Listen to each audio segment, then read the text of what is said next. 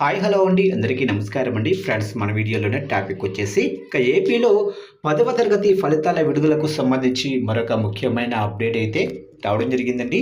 అయితే ఇందుకు సంబంధించిన పూర్తి వివరాలు అయితే మన వీడియోలో తెలుసుకుందామండి. వీడియో మాత్రం పూర్తి వరకు చూడండి ఫ్రెండ్స్, అప్పుడే మనకి పూర్తి సమాచారం అయితే తెలుస్తుంది. లేట్ చేయకుండా టాపిక్లోకి వెళ్ళిపోదాము. ఇక ఆంధ్రప్రదేశ్లో 10వ తరగతి పబ్లిక్ పరీక్షలు జవాబు పత్రాల మూల్యాంకనం 6 ఏప్రిల్ 2026 తేదీ నుంచి మొదలయ్యి ఏప్రిల్ 15వ తేదీకి ముగిశాయి.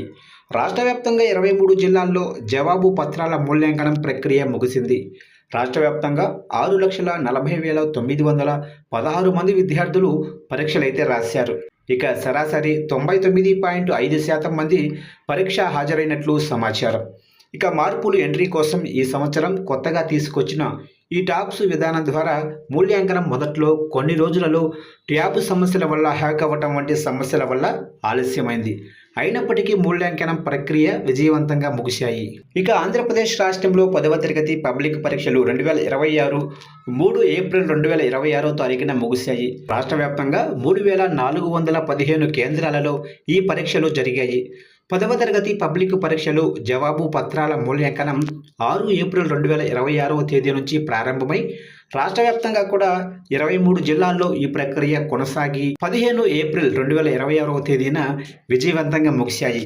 అయితే ఈ సంవత్సరం మార్క్స్ మాన్యువల్తో పాటు ట్యాబ్లను నమోదు చేయాలని ప్రభుత్వం ఆదేశాలు జారీ చేశారు. అయితే మార్క్స్ మాన్యువల్తో పాటు టాప్తో చేయటం వల్ల మొదట్లో ట్యాబ్లలో ఇబ్బంది వచ్చింది.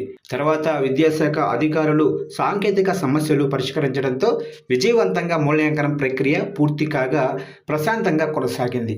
మూల్యాంకనం తర్వాత మార్క్స్ నమోదు ప్రాసెస్ ప్రక్రియ ప్రస్తుతం కొనసాగుతుంది. అనంతరం మే మొదటి వారంలో 10వ తరగతి పరీక్షలు ఫలితాలు వెల్లడి చేయాలని విద్యాశాఖ అధికారులు భావిస్తున్నట్లు సమాచారం. ఇక 2025 సంవత్సరంలో ఏప్రిల్ 23వ తేదీన ఏపీ 10వ తరగతి పరీక్షా ఫలితాలు విడుదల చేసిన సంగతి అందరికీ తెలిసిందే. ఇక మరిన్ని వివరాల కోసం ఎస్ఎస్సి పబ్లిక్ ఎకనామిక్స్ 2026 వెబ్సైట్ను సంప్రదించండి.